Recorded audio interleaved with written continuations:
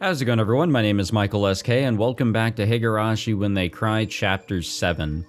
Right now, we're getting a lot of the mystery and history of Hinamizawa unraveled and laid out before us, along with a lot of the politics and, well, I guess even more history outside of Hinamizawa to go with it. Basically, we've learned a little bit about the group known as Tokyo, and got a little bit of a better understanding behind the syndrome, what it's been, wanted to be used for, and a lot of other things. And right now, we're kind of in the middle of all this explaining, and now we are approaching the Rika Furude part. Basically, why is Rika such a trump card to everybody? I mean, we do know her position. Reincarnation as Oyashiro-sama, sweet child who is a part of the Furude clan, this and that. But what specifically is making her such a trump card?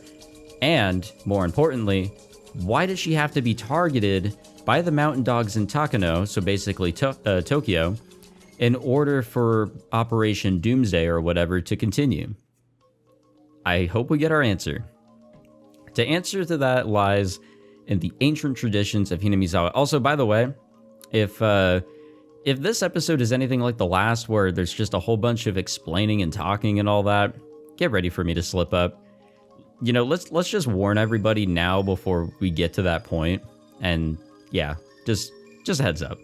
Supposedly, members of Furude family have the blood of Oyashiro-sama in their veins.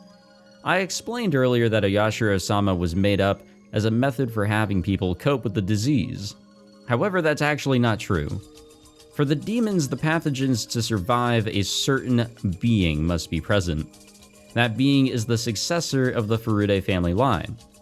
The truth behind the advent of Oyashiro-sama and the coexistence of humans and demons is that Oyashiro-sama was actually the queen of the village. According to Idie's research, Rika is adored by the whole village not only because she's a charming little girl, but because she's the queen carrier. Infected patients are unconsciously driven to protect their queen. Idie says that this is done with pheromones. Rika Furude's mother was also adored by everyone since she was little. However, as soon as she gave birth, people's attention quickly shifted to Rika. Idie calls it the succession of the throne. The queen is a precious existence to people in this village. There are theories that carriers of the disease are actually unable to survive when away from the queen, not from the village itself. Idie's research indicates that the queen can only survive in Hinamizawa, and infected patients can only stay alive when they're around her. But this is just a theory, a game theory. Surprisingly, however, the doctor who first discovered the syndrome was also aware of the existence of the queen. That doctor was also knowledgeable about Hinamizawa's culture, and he was interested in how much value the village placed on the Furude family. He theorized that the queen lying in the Furude bloodline might have the power to manipulate the whole village. The truth is still unknown, but perhaps the Furude family really has held such power since ancient times, miraculous power that would make them perfect for serving in the priesthood.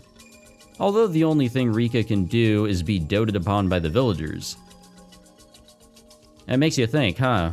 We've known the Sonozakis to be really those with power, but there seems to be some hidden power behind the Furude family here. If all this is true, then the question is what would happen if the queen disappeared from the village. During the war, a doctor prophesied that if the queen were to die, then all the infected would show terminal symptoms, and the whole village would be wiped out.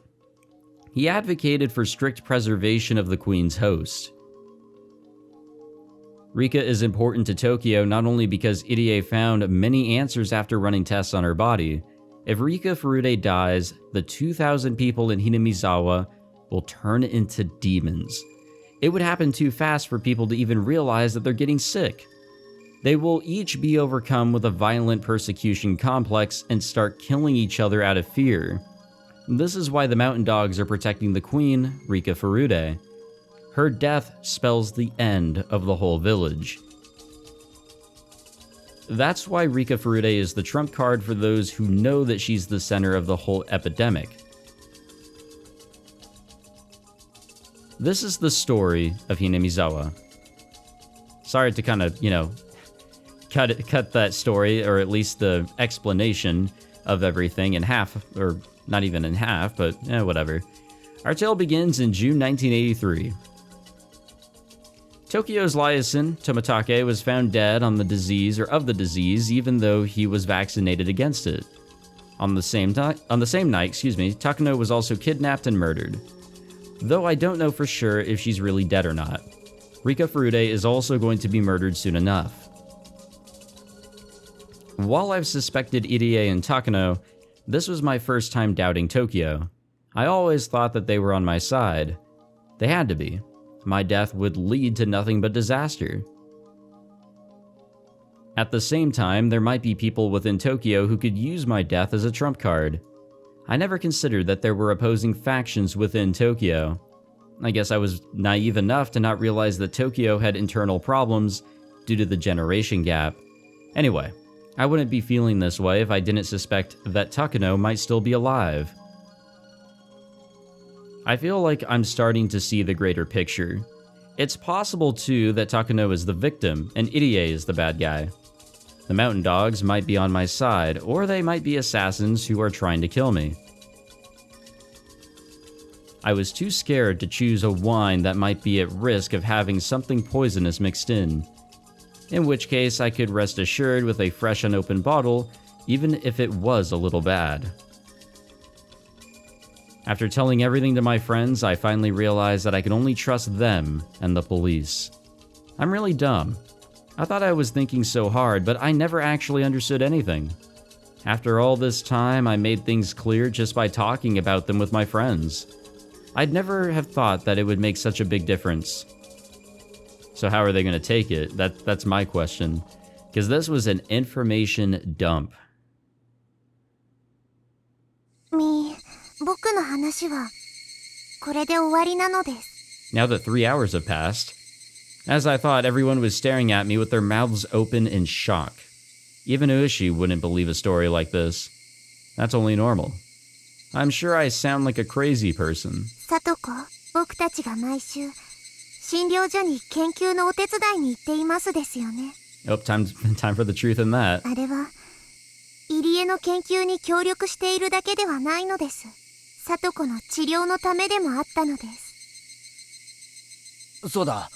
そういえば、Satokoが病気みたいなことを言ってたよな。私が？リカの話なら私だけじゃなく、この村に住むみんながその怪しげな病気にかかってることになるんじゃありませんの？でも、どうして私だけがお注射しなくちゃいけないんですの？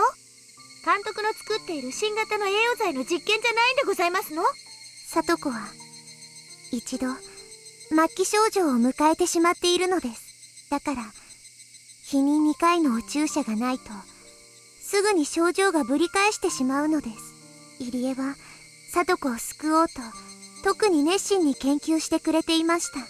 でも毎日2回の注射をしなくてもいい体にはどうしても戻す方法が見つけられなかった。でもいつか見つけると意気込んで今日も熱心に研究を続けてくれていますです。冗談じゃないですわよ。私たち監督の怪しげな研究に協力してお金をいただいてるんじゃありませんの？あんな注射一生やれなんて冗談っぽいでございましたよ。Satoko looked upset that she had been completely ignorant of all this. She also didn't want to accept the reality of having to manage her condition. Her fake laughter sadly echoed in everyone's ears. Keiichi opened his mouth to speak. その注射を1回でもしないと、あの日みたいになるんだな。There was a day where she forgot to take her shot. She convinced herself that the principal was her uncle. Her fear escalated and she thought her uncle came inside the school to take her back home. Once she feels that way, there's no turning back for her. そうです。だから僕はSatokoがお注射を忘れないように毎日しつこく言っているのです。And I feel like what really brought that on her is really her history with her parents and also her guardians. It really just escalated things. そんな信じられませんわ。大体何なんですの、末期症状って。私だけそんなの嫌ですわよ。どうして私が。 I swear, if she becomes selfish even now, oh my gosh. I used to think Satoko was an interesting character, but oh my gosh, she's got to be the worst of the group. I am so sorry, gang. いつそんな末期症状になったって言うんですの？ Like, she is actually the youngest and the most, like, childish by actual fucking nature, but oh my god, I don't know. Satoko's face contorted as tears began to flow from her eyes. I shouldn't have said this. Satoko is starting to remember something she's not supposed to. ごめん、サトコ。思い出さなくていいのです。あれは事故なのです。サトコは何も悪くないのですよ。嘘ですわ。嘘ですわ。リカは全部嘘ばっかりなんですわ。Oh yeah, it's a lie whenever it's something that doesn't work out with you, huh? The others probably had no idea what Satoko was talking about. They don't need to know. They don't want to know about it because they're her friends. Rena gently touched Satoko's shoulder. She gently touched mine too. 私たちはリカちゃんの話ちゃんと信じてるよ。ありがとうです。そして今まで自分一人でよくそれだけの大変なことを背負ってきたね。リカちゃんは偉いよ。たった一人で今日まで人に言えない秘密を背負ってきたんだね。 Here's a good question. So, I've brought this up before with Takano being the most suspicious because she's always seemingly pushing the main characters to believe in her wild stories and push them further and further along so that their levels increase. So, you know, she said like, oh, this and that about the curse and whatever else in chapter 1. And chapter 6, with Rena, she went even further, I would say, than all other cases, even Shion's in chapter 5. Chapter 6, she actually really stated what is going on with the village, that there's an actual disease here. She sprinkled in some other stuff with, you know, stuff about aliens and all that, but she actually used the truth and then sprinkled lies on top of it instead of just flat out lying. That is insane. I don't know, that just kind of sticks out to me. I never thought Rena would say something like that to me. My eyes were filling up with tears. 人に話せない秘密を背負うってのは悲しくて重いよね。私のはリカちゃんに比べたら全然大したことないけどさ、少しはわかるつもりだよ。そうですね。お姉もよく頑張ってます。お姉になすりつけて楽させてもらってるからよくわかりますよ。みんなは僕の話を疑わないのですか？ Mine is Satoko, apparently. どうして疑うんだよ。全部信じるって言ったじゃねえか。むしろ村の秘密が解けたような気がして俺はすっきりしたくらいだぜ。 I mean, this basically lays everything out. I don't know how, you know, far off or anything I was. I mean, I predicted like a mix of, you know, fiction and non-fiction. Like a lot of things that were being done had to be done by a human, but there were unexplainable things. So that was all perspective, and also, I guess, a sprinkle of Rika being able to time travel or whatever. Other than that, yeah, everything else really is just man-made. Probably like way more than I thought, so I guess I wasn't hitting the mark really well there. But yeah, I think at this point we can safely assume that all the big questions are answered. Now at this point it's just trying to figure out what Takano's got going on. そのHinamizawa症候群という病気は Oh, and what to do about the syndrome. 村に住んでる人はみんなかかってるのかな？はい、みんななのです。でも昔とは違います。鬼ヶ淵村の頃に比べるとこの病気はとてもおとなしくなりましたです。だから別に遠くへ引っ越しても平気ですし、旅行だってへっちゃらなのです。 But they gotta come back. ただしものすごく低い確率で発症するってんだろ？俺怖くてもう村を出られねえな。もし病気にかかっても簡単な心構えで病気は抑えられるのです。それはとても簡単だけど難しいこと。 You know, this also in a way explains how Keiichi dies in chapter 2 and 5. I think it was actually shown that he did have a heart attack straight up in the hospital or something like that. He wasn't actually killed by Mion or Shion or whoever he imagined in chapter 2. It's just the illness literally drove him to suicide or death or something like that. Man, it's all wild how everything just comes back around. If you think you might be suspicious of someone, don't be. Continue to trust in them. When you become too suspicious of someone, that suspicion will degenerate into a persecution complex and it will be too late. This is how Keiichi saved his ass in chapter 6, I truly believe. So long as everyone stays friendly and united, we will never have to worry about this disease. This disease starts with anxiety. Modern people don't believe in curses the way people long ago did. That might be why we're more tolerant to the disease. なんだ、なら私たちは全然平気だね。 Minus Satoko. だな。俺たちは仲間で、部活メンバーで、間違っても仲間を疑ったりするもんか。Minus like all the other fucking chapters. だからリカちゃんの話、俺は丸ごと信じるぞ。そんなヤバい話をすれば、俺たちがその山犬って連中に消されるかもしれないって思って、ずっと言えなかったわけだろ。I nodded quietly. I don't want to think that the mountain dogs have bugged this room. I think they have. But if Okanogi overhears this conversation, they will definitely kill not only me, but all of my friends tonight. And that's true no matter who my enemy is. ま、だとすると、すぐに部活メンバーは臨戦態勢に入った方が良さそうだね。Yeah, I think that's the next step for this chapter. Confronting Takano, or at least everybody figuring out that yes, it is Takano, understanding why she's wanting to do this, and to somehow stop it. If we can actually do that, this world is perfect. We have found the chapter that actually succeeds in getting through everything. 状況を整理しよう。リカちゃんを殺すと大惨事になると信じてる連中が、リカちゃんの命を狙う可能性がある。間違いないね。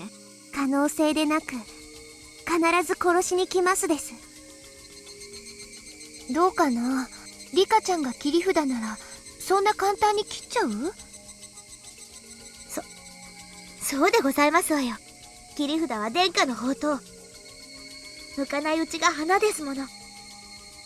Satoko's eyes were still swollen, but she had stopped crying. 甘いですね、サトコ。切り札は2枚以上あるときに限り、すぐ1枚切ります。そうだね。人質は複数で初めて成立する。一人の人質の価値は複数の時に比べて格段に落ちるからね。とにかく向こうの状況がさっぱりわからねえ以上、殺されないなんて楽観はありえねえな。Everyone nodded in unison. みーちゃんは山犬って人たちをどう思う？敵かな？味方かな？それは問題じゃないだろうね。僕は善良な狼ですって人に羊の番を頼むかい？疑わしきは黒でございましたよ。その東京とかいう連中と全く関わりのない人たちに助けを求めた方がいいですわね。だな。その意味ではリカちゃんが即警察に応援を求めたのは迅速ないい判断ってことになるぜ。大石さんは俺たちの味方なんだよな。はい、大石には全てを話してはいませんので、僕の命を狙っているのを連続開始事件の犯人、つまり村人の誰かだと信じてるようです。 And the thing is, that's not really too far from the truth here. Now that we know 大石さん a に little も bit of everything. 真実を話した方がいいと思うな。大人の力は重要だよ。リスクのある一手ですわね。かえって嘘くさくなって手を引かれるとまずいんではありませんの？いや、大石さんには話そう。あの人今年が定年で昔殺された友達の仇を討つ最後のチャンスだって言ってた。だからきっとどんな嘘くさい話でも信じてくれると思うんだ。うん、大石さんは聡子ちゃんを助ける時にも警察の立場でありながら私たちに協力してくれた。頼もしい味方になってくれると思うな。よし、大石には話そう。で、大石は今はしょ？いえ、隣の県に行っています。高野の死体を確かめに。ああ、隣の県の山の中でしたっけ？ドラム缶の中で黒焦げって話。でもなんでわざわざ大石ともあろう人が直々なんでしょうね。高野の死体が違う可能性があるらしいのです。現地の県警が協力的じゃなくてあやふやなことを言ってるらしいです。その山犬って連中は機密保持と情報操作が仕事じゃなかったっけ？私はなんだかその死体おかしいなって思うね。というかあの人おとなしく焼いたくらいで死ぬとは思えないんだよね。No, I agree with you. もちろん入江が黒幕で高野を殺した可能性もありますです。山犬のおこのぎはそうだと言っていますです。監督が黒幕ってことはねえだろう。あの人は悪い人じゃねえと思うんだ。そうですわよ。目と意とどう発言禁止にしてくれれば基本的にはいい人でございますのよ。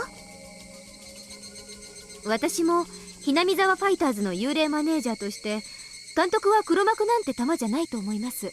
And I feel like everybody here can agree that Takano's a little weird, so whose side are we taking?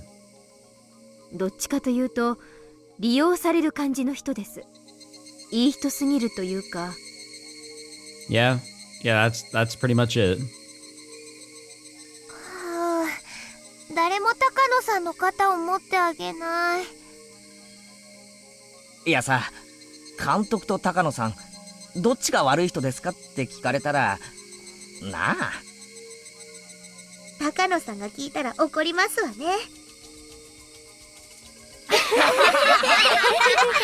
Haha, she might be dead, but we're laughing. Everyone laughed as though we were in the middle of a club activity. If they're after my life, they'll kill everyone here. It's very possible that they'll all get involved in this mess, and they know that. That they could still laugh is really significant, I think. I started laughing along too. 客観的に見て高野さんだけ隣の県で死体が見つかるのがすでにおかしいよ。富武さんを殺した風に偽装するなら死体は絶対に見つからないところに隠す。山中での焼きなんて見つけてくださいって言ってるようなもんだもん。うん、レナもそう思うな。警察の管轄の及ばない県外で見つかった身元の確認しにくい焼死体を高野さんということにしようとしている気がする。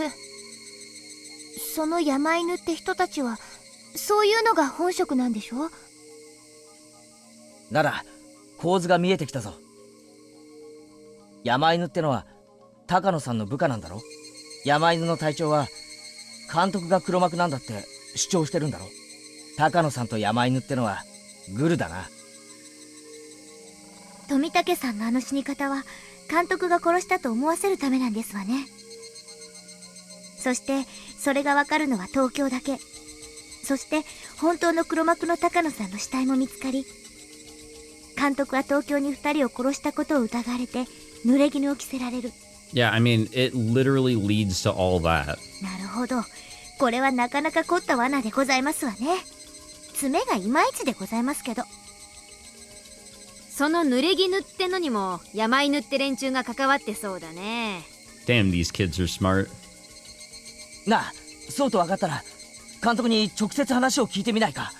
その方が早いぞ。そうだね。監督が真実を話してくれるか嘘をつくか。私、ああ、レナさん嘘に敏感ですよね。入江は山犬が監視していると言ってましたです。電話しても出られないか話せないかかもしれませんです。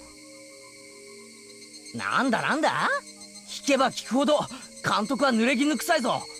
というか監督の身に危険が迫ってるんじゃないのか。うん。私が山犬で監督に濡れ衣を着せようと思ったなら余計なことを言われる前にご退場願うね。Yeah, that little suicide deal that we saw in chapter 3. That might be that right there. 死体に口なしだね。どうしよう。大石は隣の県警の話が終わったらすぐに戻ってくると言ってましたです。だから時間はわかりませんが、今日必ず来てくれますのです。As one, everyone glanced at the clock. It was already past 6:30 p.m. and starting to get dark. なんだか腹が減ってきたと思ったらこんな時間なんだな。We'd usually call it here if this was a normal day, but everyone decided to stay until Ushi came back and discuss what to do. ごめんねリカちゃん、電話借りてもいい？お父さんに帰りが遅くなるのを電話しないと。そうだな。俺もお袋に電話しないとな。あ、私もばっちゃんに今夜は出前でよろしくって電話しないとな。こんな時間に抜け抜けとそんなこと電話したら後でこってり。あと警察の人たちの夕食も考えてあげないとね。本家のツケで寿司でも頼むかね。Everyone had a sensitive reaction to the word sushi. Their stomachs were empty after all. The same should be true of those officers too. リカ、うちも出前にしますの？そんなお金の余裕はありませんでしたよ。さとこ、みんなに自慢の野菜炒めでも作ってあげたらどうですか？ God damn, that actually sounds really fucking good right now. Oh my 無理で god. すわよ。こんな大勢になんか作ったことありませんわ。さとこの野菜炒めか。指さえ入ってなけりゃぜひ食ってみたいな。レナもさとこちゃんのお料理久しぶりに食べたいかな。 At that point, the phone rang. もしもし、フルデなのです。よかった。ご無事なようですね。大石です。高野さんの殺害現場の用事を終わらせましてね。途中のガソリンスタンドから電話しています。それで高野の死体はどうでしたか？やりましたよ。やっぱりそうでした。現地の県警の資料がとんでもないイージーミスをしていました。連中間違いを認めやしない。ガツンと決めてやりましたよ。高野は車ごと行方不明です。富武殺しについて何か事情を知っている可能性が高いと判断し、つい先ほど高野の捜査を開始するよう指示を出したところです。 There we go. Officially, she is not dead. ついにお社様のたたりの尻尾をつかみましたよ。ここから一気に引きずり出しちゃいます。Ushi sounded so motivated. He'd finally found the hint he'd so desperately wanted. Could he actually solve the case, though? それは土産話がとても楽しみなのです。これからクマちゃんと一緒にそちらへお伺いしますので、詳しい話を聞かせてください。心当たりでもうさんくさい話でも何でも結構です。はい、僕も全部話す決心がつきましたです。おやおや、どんなお話が聞けるのでしょうかね。多分あと1時間ちょいぐらいでお伺いできると思います。ところで、受話器お友達も来ているのですか？はい、みんな心配してうちに来てくれましたです。そうですか。皆さんは本当に素晴らしいな。私も皆さんと一緒にいてくれた方がいいと思います。賑やかなだけで犯罪の抑止効果は大きいものです。では今から向かいます。後ほど。 Well, if this place is 今の大 bugged, 石さんか。 this is the time for them to strike. はい、今から刑事と2人で来るそうです。はあ、この部屋にこんなに大勢なんて初めてだね。何人になるんだろう。 It'll be like that one scene from Bleach. It was one of the later filler episodes where they had just like a shit ton of people in Ichigo's room. If any of you guys have watched Bleach, you should know exactly what I'm talking about.